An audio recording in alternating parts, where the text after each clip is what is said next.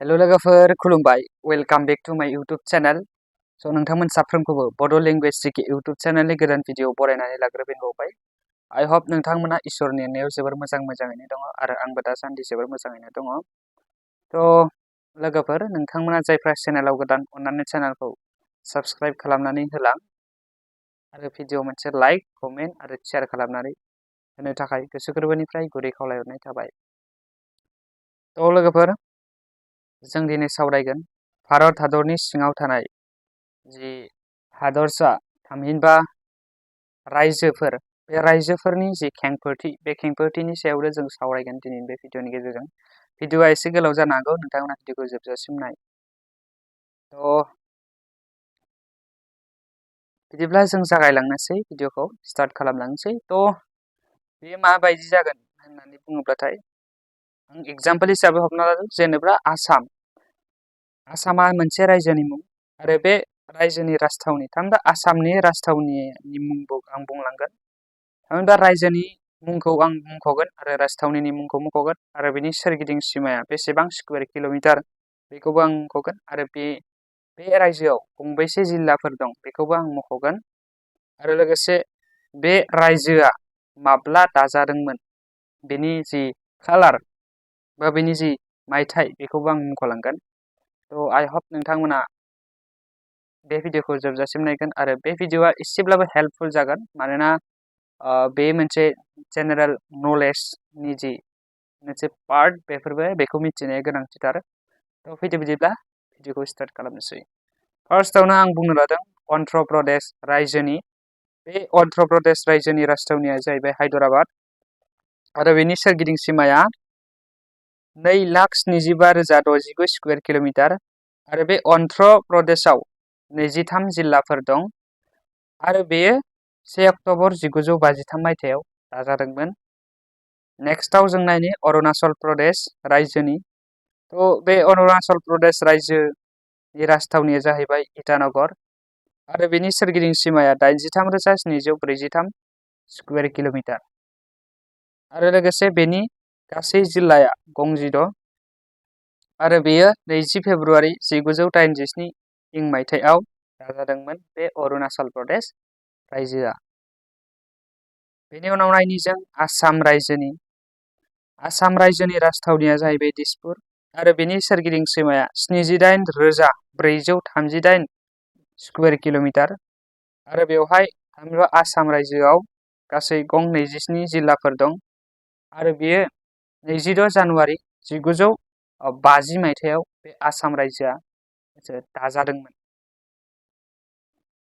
नेक्स्टआव दङ बिहार रायजो।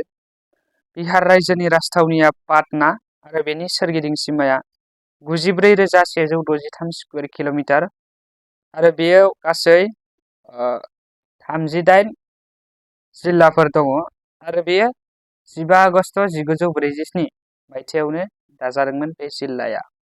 थामहिनबा जि उदांस्रि जानाय जोंनि भारतआ, बे भारत हादराव उदांस्रि जानाय समावनो बिहार रायजोआ दाजाखादोंमोन।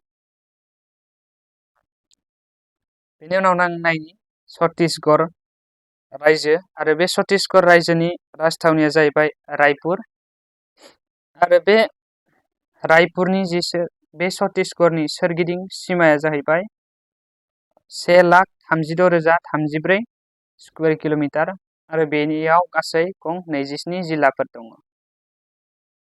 आरो बेयो 1 नभेम्बर 2000 मायथाइयाव गायसनजादोंमोन बे छत्तीसगढ़ रायजोआ। नेक्स्टआव जों नायनि गवा रायजोनि सोमोन्दै। बे गवा रायजोनि राजथावनिया जाहैबाय पानाजि आरो बेनि सोरगिदिं सिमाया 3,702 स्कुवेर किल'मिटार। थामहिनबा गवाया जोबोर फिसा, बे रायजोआ थामहिनबा स्टेटआ जोबोर फिसा स्टेट आरो बे गवा रायजोनि जि सोरगिदिं सिमा बेयो 3,702 स्कुवेर किल'मिटार। बेखौ आं बुंखांखाबायमोन, सरि। बेनि गासै जिल्लाया बेवहाय गंनैल' जिल्ला दं।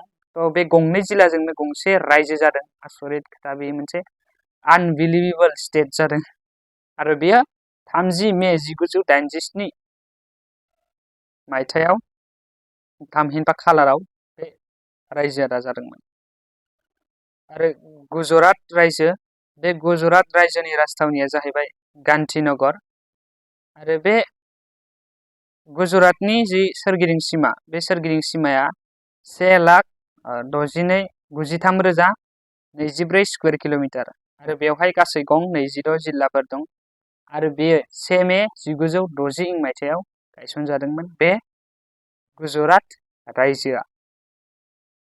बेनि उनाव दङ हारियाना रायजो। बे हारियाना रायजोनि राजथावनिया जाहैबाय चन्डीगढ़ आरो बे चन्डीगढ़नि सोरगिदिं सिमाया 44,212 स्कुवेर किल'मिटार आरो बेवहाय गासै गं 21 जिल्लाफोर दङ।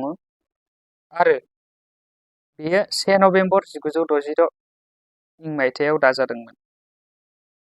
बेनि उनाव दङ हिमाचल प्रदेश रायजो। तो बे हिमाचल प्रदेश रायजोनि राजथावनिया जाहैबाय सिमला आरो बेनि सोरगिदिं सिमाया जाहैबाय 55,673 स्कुवेर किल'मिटार आरो बेवहाय गासै गं 12 जिल्लाफोर दङ। आरो बेयो 15 एप्रिल 1948 मायथाइयाव गायसनजादोंमोन। नेक्स्टआव जों लास्ट दिनैनि भिडिअनि गेजेराव बे लास्ट जागोन। तो बे लास्ट जम्मु एन्ड काश्मीर। बे Jammu and Kashmira Kashmir G state, बे स्टेटनि जि राजथावनि, बे राजथावनिया जाहैबाय श्रीनगर आरो बेयो 2,22,236 स्कुवेर किल'मिटार आरो बेवहाय गासै गं 22 जिल्लाफोर दङ आरो बेखौ 26 अक्ट'बर 1947 मायथाइयाव गायसननाय जादोंमोन बे जम्मु आरो काश्मीर जि स्टेट, बे स्टेटखौ। तो आई होप नोंथांमोना भिडिअखौ नायनानै एसेब्लाबो हेल्पफुल मोनदों। तो नेक्स्ट भिडिअआवबो बेनिनो पार्ट फैबावगोन, नेक्स्ट पार्ट फैबावगोन। तो नोंथांमोना बे नेक्स्ट पार्टखौबो सापर्ट होगोन होननानै मिजिंथिबाय। स' जायफ्रा जोबजासिम नायबाय, थेंक इउ भेरि माच फर वाचिं। लाभ इउ अल। बाय बाय।